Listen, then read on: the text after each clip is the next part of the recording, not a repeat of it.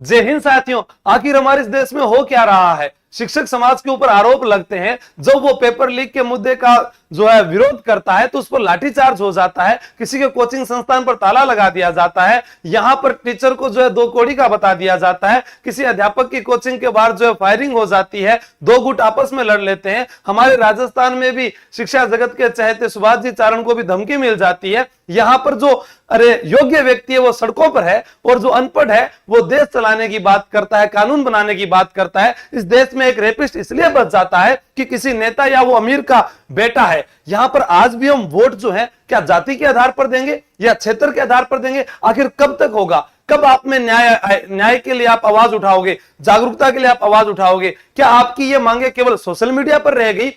तब भी आप क्या धर्म या जाति आधारित जो है वो राजनीति करोगे? इस देश के अंदर पढ़े लिखे होने के बाद भी लोगों को केवल धर्म और जो है जाति आधारित राजनीति के लिए प्रेरित किया जाता है। यहां किसान आत्महत्या कर रहा है, पढ़ने वाला विद्यार्थी आत्महत्या कर रहा है, उसकी कोई मांग ही नहीं उठाता। अब बहुत हुआ, एक अबला नारी जो है उसके ऊपर जो है बलात्कारी उसके पीछा कर रहे हैं, यहाँ गैंगस्टर जो है वो धमकियां दे रहे हैं, लेकिन उनको कोई भी फांसी नहीं दे रहा है। अभी मान लीजिए नीट पेपर के अंदर जो अध्यापक पकड़े गए हैं, क्या उनको फांसी दे दी गई?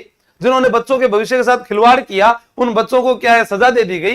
एक बलात्कारी को सजा नहीं दी जाती है। और यहां पर विरोध करने वाला जो है सरकार के खिलाफ अगर कोई बोलने वाला है तो उसको गिरफ्तार कर लिया जाता है, उसकी कोचिंग बंद कर दी जाती है, उसकी कोचिंग के आगे नियमों का एक चस्पा बोर्ड लगा दिया जाता है कि ये नियम आपके पास होने चाहिए। यहां हमारे नेता, अरे वो नेता कैसे नेता है राजस्थान के? एक नेता हमारे पुलिस अधिकारी को फोन पर मां बहन की पत्नी की गालियां तक दे रहा है और उसके बाद भी उस पर कोई कार्रवाई नहीं हो रही, बस रिपोर्ट दर्ज हो जाती है।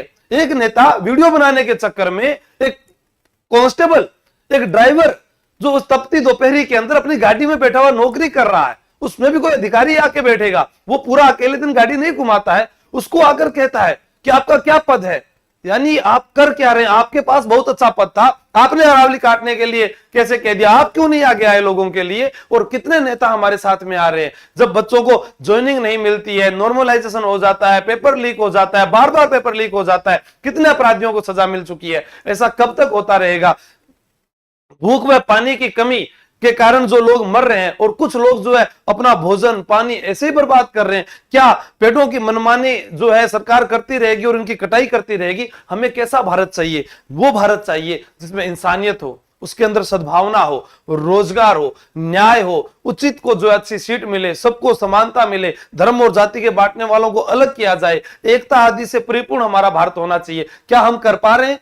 अगर हम नहीं कर पा रहे तो गलती किसकी है? आज युवा साथी जो है पढ़ रहा है, लिख रहा है, लेकिन बागडोर कोई और चला रहा है। और जब वोट की बात आती है तो हम जाति धर्म के आधार पर, क्षेत्र के आधार पर वोट दे देते हैं, उसके बाद हम पूरे 5 साल तक पछताते हैं। फिर विपक्ष हमारी मांग उठाता है, क्या आप इतने काबिल नहीं है? एक पढ़ा लिखा व्यक्ति 4th ग्रेड का आवेदन करता है, क्या आप चुनाव में खड़े होने लायक नहीं है? होना चाहिए। अगर आप नहीं हो रहे तो आपके जो साथ खड़े उनको आपका साथ देना चाहिए कि हाँ आइए आप मैदान में, हमारी आवाज बनिएगा और बनेंगे। लेकिन आप उनसे जाकर पूछिए, साहब विपक्ष ने अभी तक धर्मेंद्र प्रधान जो है उनका इस्तीफा कैसे नहीं स्वीकार किया?